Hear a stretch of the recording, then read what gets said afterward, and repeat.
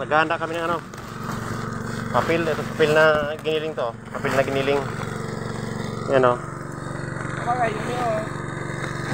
Papel na giniling yan. Yan. Ito, lalagyan namin ng tubig to. Oh. Lalagyan namin ito, pababa din sa tubig. Tapos, ilalagay dito. Yan o. Oh. Lalagyan siya ng buto. Oh, lalagyan siya ng buto. Saka i-spray. Yan.